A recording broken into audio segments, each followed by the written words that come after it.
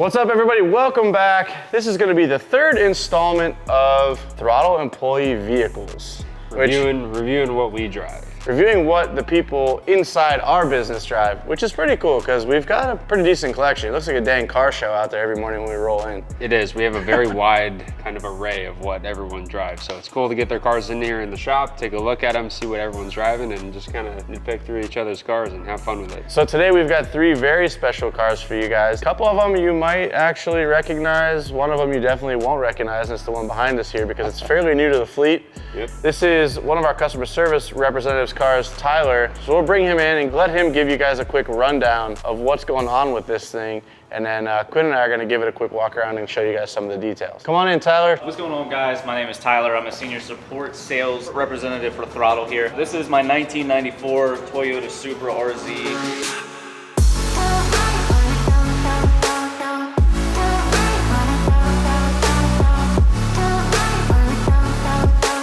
And now I'm gonna let Mickey and Quinn go over the rest of the car. Thank you, Tyler. This is a really special one. I actually really like this car, and not only because it's white and it's a 90s JDM car. I like the fact that it has the straight off of the showroom floor from Tokyo Auto Salon feel. It is very period correct. And what I love about it is that Tyler isn't fussing with that. He's leaving it alone. It is a complete package, and he's just kind of putting his little touch on it versus tearing the body kit off and starting from scratch. Yeah. Early 2000s cars for me are super hit or miss. Either the styling was absolutely terrible and they looked like complete garbage, or they just absolutely nailed it. So I think this is one of the cars that's really well done. The kit looks fantastic. This is one of the things Tyler did change about the car is he went for an OEM A80 style headlight, and I absolutely love it.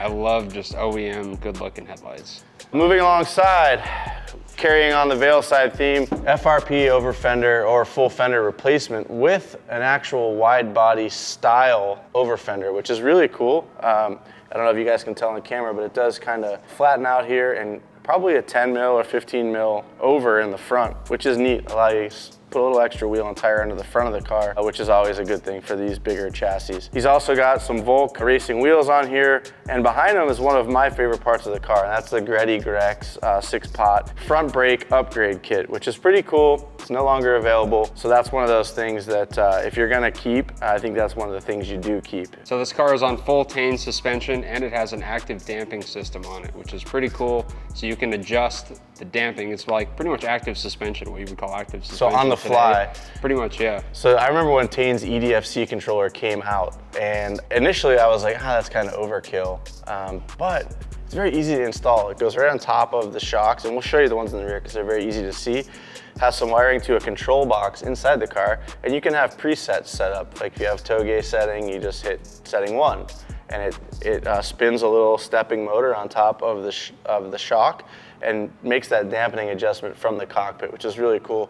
And you will see those inside on the rear. It also has them on the front. And this car also has the Veilside hood on the front, which offers a nice air extraction vent here. Also extraction vents behind it as well. And this is also very 90s style, which is really cool. To round out the kit, we have a full Veilside side skirt set as well, working towards the rear of the car. We have a rear bumper, and probably one of my personal favorite pieces is a genuine Toyota roof spoiler. I'm a big fan of roof spoilers. I think they look awesome on literally every car, and this is no exception. This is a really nice one. Out back we have the Veilside wing, and as you can see, it does have a 1x1 carbon blade and FRP side plates, which is pretty nice. Actually, not even side plates. This is a full other spoiler under here. And then the Veilside rear bumper paired with a Veilside teardrop exhaust. This is literally a Veilside catalog car. Very cool. And I guess this is a great time to give a shout out to Top Rank Importers because they actually imported this car for Tyler and they didn't fuss with it. They basically did the maintenance. He bought it, picked it up, and it's a fantastic example of something you would find from this period. One of the things I noticed about this rear bumper, and maybe something I would change if this were my car, well, first of all, we've got authentic Veilside badges here, and this is pretty cool. It says, "Fortune favors the brave," which is a really cool saying, but one thing I noticed is a little bit of continuity with, Veilside actually has a line of body kits called the Fortune series. So I was kind of wondering if this is an early predecessor to the Fortune kits or not, because the Fortune kits usually change the car aesthetically, like the Fortune RX-7, which is Han's car from Tokyo Drift. It doesn't really look much like an RX-7 anymore. Yeah. And you've seen the Supra Fortune kit that I showed you. It changes, it makes it looks like a freaking Bentley or something. Yeah. So I don't know if this is a predecessor to that or what, but what I was going to say was, I think I might actually black this portion out. I was gonna say you probably would have blacked out. I think it would make it look more like a functional diffuser as opposed to just a part of the bumper. And taillights have been changed to the late Koki model taillights, again, smoked interiors. One notable thing that I notice about the car in general is that the antenna actually still works, and they actually put a hole in the wing for the antenna to come through.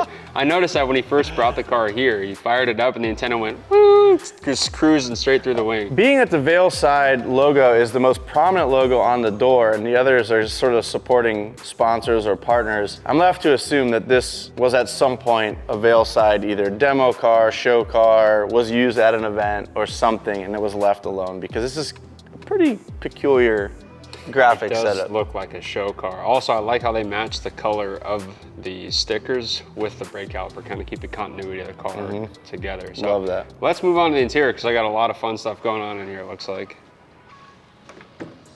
All right, well, this is sort of the quintessential early 2000s JDM go-to. Recaro seats, Takata harnesses. Cusco cage. Cusco cage. And one thing I do like about this is that he didn't go with the full 6-point cage. So being a street car, 6-point cages are quite dangerous. If you get in an accident and you hit your head on that A-pillar bar, you're smoked. So very cool. The interior is very busy. I'm actually gonna step around the other side, Quinn, so you can jump in here. And we can go over a few of the items, because I know it's got a lot of gauges, bits and bobs to go through. Maybe we can explain some of what's going on in here to the people at home watching. We've got a Sparco steering wheel. We have a Cusco drift button actually on the parking brake. Stock 6-speed Getrag gearbox, the stock shift knob. Very cool. We also have a slew of gauges and timers. We have a Greddy turbo timer, full Greddy gauges, so oil pressure, oil temperature, water temperature, boost, I believe, as well. And then we have a functioning Greddy turbo timer. When I pulled this car in and ripped the key out, it stayed on. I was like, oh yeah, the turbo timer works. These old Greddy gauges are actually really cool. Yeah, like the white face with the green accent is really nice. He also has a lap timer in here. So this car may have done some lapping at some point. The previous owner has installed this to keep lap times, so pretty neat. All right, that is gonna be it for Tyler's Supra. Let's get another employee car in here. This thing is beautiful. It is. I can't wait to see it out on the road. I've already seen him driving a little bit, so it just looks so cool on the streets. Let's go grab the next car and show you guys that. Quick interruption for today's video, guys. I want to let you know that our next merch drop is a collab with Rotoforms. We are dropping a throtl Rotoform collab merch. Super clean, drop tomorrow. We got a sick hat, we got a nice shirt, as well as some decals. So head over to throtl.com to pick up your merch. Every dollar you spend is going to get you one entry to win our STI plus $20,000 cash. So go pick up some sweet merch, guys, and get those entries in. Let's get back to today's video. My name is Evan Beckerman. I'm one of the co-founders of throtl, and this is my 1996 BMW E36 M3.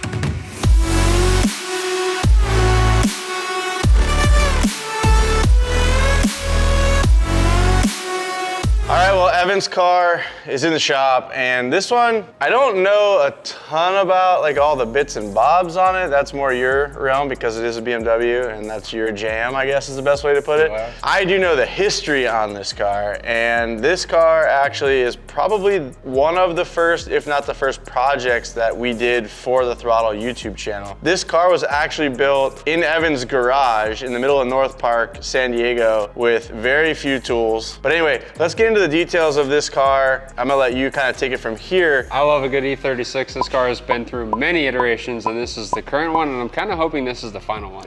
Me too. Honestly, this has been my personal favorite setup on this car so far. So to begin with, a lot of OEM stuff. We have a Riger front lip on an OEM M3 bumper. We got a Hard Motorsports tow hook up front, depot lights. E36s and kind of BMWs in general really stay really nice when you kind of do OEM plus modifications and body kits and stuff. You don't really stray too far away from the OEM stuff, which is what I like about BMWs, is they kind of keep a consistent look through the car. Blacked out grills as well, I'm noticing, which is a pretty common upgrade for even current chassis BMWs. Yeah, it really makes a look. You know, makes me wonder why BMW doesn't just make them black. They're starting to on some of their cars, but I don't know, couldn't tell you. The one thing that really stands out to me on this car is the wide body kit, because if it were molded, I don't think you'd really notice it. But the fact that we went ahead and bolted this one on, I think this is from Felony Form. This is a Felony Form kit. So in terms of making a modern wide body kit, Felony Form was kind of one of the first, and they're kind of the most replicated brand of wide body kits for these. This is a genuine Felony Form kit, which I'm super jealous. They went under just before they started making sedan kits, so I cannot get one. There's like 2 or 3 genuine Just Felony get this Form one and we'll sedan cut it up, dude. I'm not scared so of that. The fitment, it keeps a very OEM look, and if this was a molded kit, honestly, you probably wouldn't even notice it was wide body. One cool thing that we did with this kit straight out of the gate, we knew the car was gonna be bagged with aggressive wheels, so we actually, these bolts are fake. I mean, they're real bolts, but they don't actually fasten the kit to the car. They actually have rubber standoffs behind them so that when the car goes up and down on the air suspension,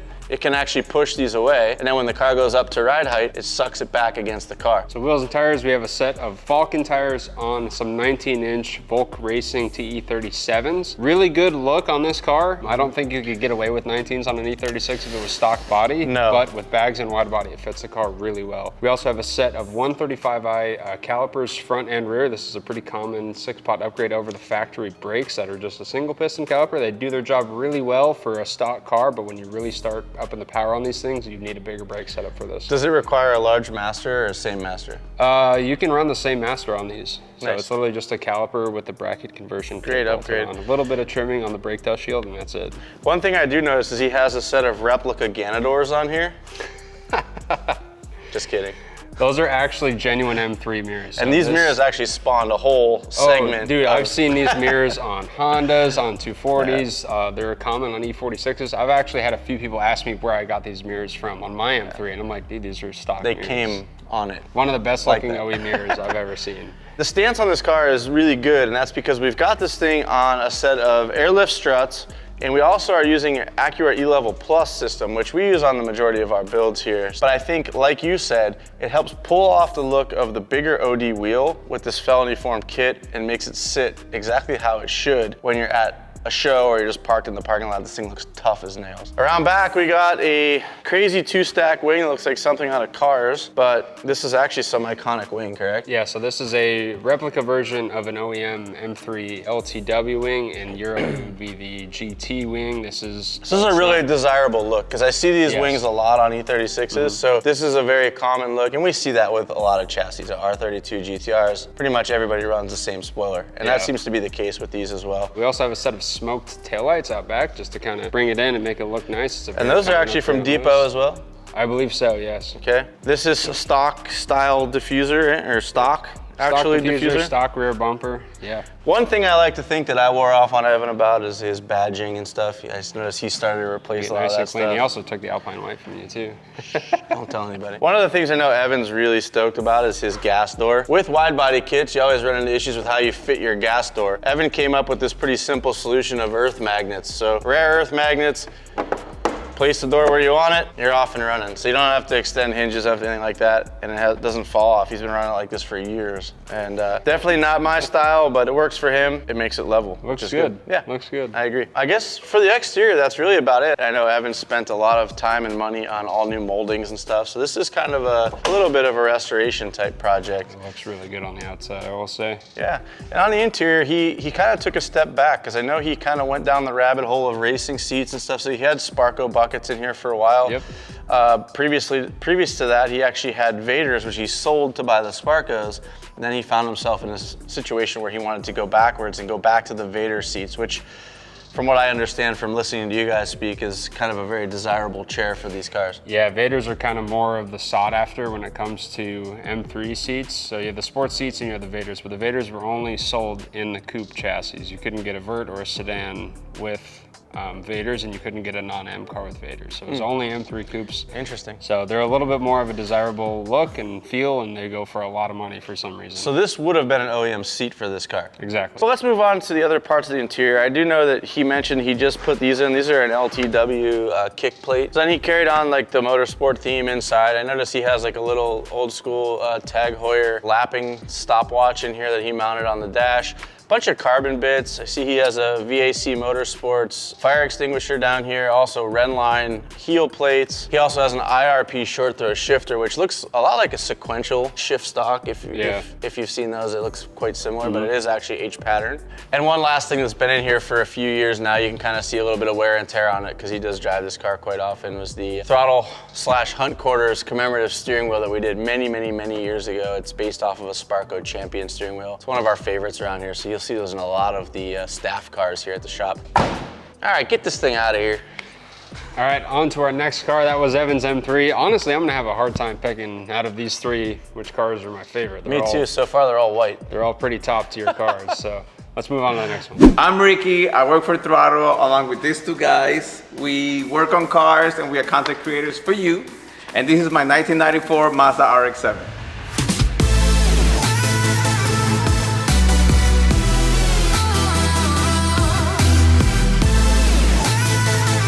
And it's no surprise to you guys that this is one of our favorite cars around the shop. If you guys know anything about Quinn and I, our backgrounds, we're also very into rotary cars, specifically FDRX7. So, you know, Ricky's one of the crew and we see this car a lot here at the shop. This is a car Ricky's had since he's worked here. And it's kind of the reason why he and I actually met and how everything got kicked off here at Throtl with Ricky. But at any rate, we're gonna go through this one again like we have the other two, talk about some of the highlights of it and what we like about it and some of the things Ricky's done. So let's get kicked off here. Starting up at the front, we have a Vertex front bumper, and it is not in perfect shape, and I actually kind of like that about the car. It's got rock chips all over. Ricky freaking drives this thing, and I love that about this car. So that's kind of where the term Ricky Styles came from, because he and I have quite different ways of building our cars and how we I guess take care of them or whatever. But one thing I really admire about Ricky is he doesn't get tripped up over aesthetics. He likes a mean looking car, but he's not worried about it being the cleanest car on the planet. So as you can see, it does have quite a lot of rock chips and stuff on the front, and that's because he runs it really low and he runs it really fast, and that's what happens when you do that. One of my favorite parts about Ricky's car is his hood, and that's because this is a hood that's near and dear to my heart. This is a hood I designed, and the Street Hunter brand actually made reality for me. And the irony of this is that this was actually my hood. This is 001. I gave it to Ricky because my car is in the paint shop getting built, and it was gonna be put to better use by him in the meantime. So really functional hood, got dual extractors back here. We've got a V-mount extractor here.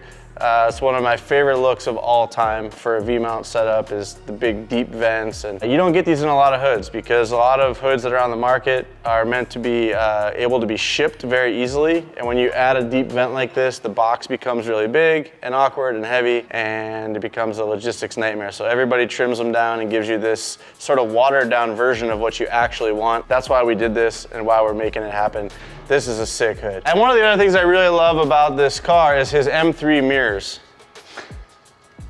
I'm just kidding. These are actual Ganador mirrors for an FDRX7, which really look great on this car. Typically you have like a flag style mirror as a post off the door. Very Corvette-esque looking mirror, a C5 Vet mirror. Because Ricky's bagged, he's running a set of 19-inch Varstone 6-spoke wheels. This is a really common look for these cars, but it is a very good look for these cars. I think it's super clean and tidy. And of course, in Ricky fashion, he has the really bright red. Bright red, yeah. And if you ask Ricky what color this is, he'll tell you it is Monterello red, but it's actually Maranello red. We also have a StopTech big brake kit and UAS air struts with VIA air compressors and then a universal air tank to go with it. So. Yeah, he's got a little more of a, not as advanced, I guess, air management system. It's a switch system. So it's kind of old school, but it works for him. You don't need to have E-level plus or anything like that. You can run air without that stuff. I love these StopTech brakes. I'm kind of jealous of those. I wish I had them for either of my FDs. They're a really nice look. Very nice. Around back, Ricky has a one-off set of carbon fiber over fenders. These allow him to run a much wider wheel and tire setup in the back. This car makes quite a bit of horsepower, so it definitely needs those. And I'm hearing through the grapevine that he might be going wider, which is pretty cool. I think he just wants to round it out because we've got narrow body up front and wide body in the back. And it's a cool look, but yeah, you kind of want the whole thing to be wide, so. So being a touring model, this has a glass sunroof, which is kind of rare. Normally it's a steel panel or aluminum panel, I can't remember if it's steel or not, roof that is not see-through. This one has the see-through glass, which is pretty cool. We actually have two of those here now, which is kind of weird. TJ's car has it and Ricky's car has it, so kind of neat. He's running the Vertex Rear bumper, he has an HKS exhaust system, basically complete. Big right? freaking muffler, dude. Yeah. Huge. And you're probably wondering why it sticks out so far, and that's because this car spits some pretty big flames out the back, and if you don't make the tip long enough, you end up scorching your rear bumper. And I can actually see some remnants of some burnt fiberglass down there, so clearly it may need to be lengthened even a little bit more. Ricky also has a set of Koki taillights on this. These are a late model taillight compared to what the car originally would have came with. You can tell because these are round. The factory taillights would have been blocky and square. So very common upgrade on the FD. I think it's one of the best taillight setups you can get for one of these cars. It's just a clean OEM late model taillight. One thing that's really standing out to me right now is the paint color. This is a really, really unique color. It almost looks like a dark navy blue, but then when you see some light hit it, it actually has a greenish gold like hue to it. So if you guys are familiar with the color Montego blue, that's what this is on the FD, and it's actually quite interesting when you see it under light, under proper light. It's very cool looking. It looks really good. Why don't we pop the hatch and start working our way into the interior? Yeah, sounds good. Very nice. All of the interior plastics are here, which is really cool to see. And then of course, he's got his air tank set up looking nice and clean. So he remade, it looks like, some boards in here to mount all this stuff. Yep, he keeps it pretty tidy in there, which I can appreciate. He's got his roll call of stickers as well of people that he likes to support. Pretty common thing to do these days, the old roll call down the back glass. The interior is kind of unique. Ricky loves red interiors just like Evan. So he's upgraded the leather in here to a Catskins leather kit in red. He also put red carpet. It's like he has JDM floor mats in here. Actually, those might actually be US floor mats in here. He's got a pretty aggressive short throw shifter in here as well. I mean, it's like super tight. It's insanely tight. Again, I like the tall shifters. This is actually really cool, but man, it is crispy. Pretty up there in terms of tight short shifters, I will say. And just like Evan, we have the Sparco throttle and Honda Quarters collab wheel. I know Rick is a huge fan of that. It's got quite a few aftermarket gauges set up in here, a harness bar, universal bar that you had to modify because it's really, nobody makes harness bars that fit FDs. A set of Takata harnesses to go with it. And as a rite of passage for any Puerto Rican, you have to have your flag in the car. I know every one of Ricky's cars. I think every Puerto Rican on earth has one of these flags. In fact, we should go into production of a throtl Puerto Rican flag to sell to all of our Puerto Rican fans. So that's about it for the interior, and that's about it for Ricky's RX-7. Really cool car. We love seeing this thing when he drives it to the shop. And I will say, if you ever get a chance to see it on the road or at a meet, definitely check it out. This thing is an animal when it's in operation. It sounds amazing, and it blows some massive flames out the back when he decells. So it's just a neat car overall. I mean, it's just Ricky styles to a T, and I love it. I love a good FD. I love Ricky's FD. It's got so much character to it. Yeah. You don't see anything else set up the way he sets those cars up, so it's always fun to see. And so that's gonna be a wrap for today's video, guys. We really hope you enjoyed the inside look at some of our employees' cars. We still have a heap more to go, so if you guys like these videos, please leave some comments down below. We've got a couple more FDs floating around here, so if you're rotary heads, let us know. We are anti-LS swap guys, so everything we have here actually has functioning rotaries in it, which is cool. So if you guys want to see those, definitely speak up. We have some other stuff floating around here too. We could go on with a few more of these videos easily, but we need to know if you guys want to see it. So thank you for your help today, Quinn. This has been fun. I've enjoyed it. Leave us those comments, thumbs up, smash that subscribe button, and we'll see you guys in the next one.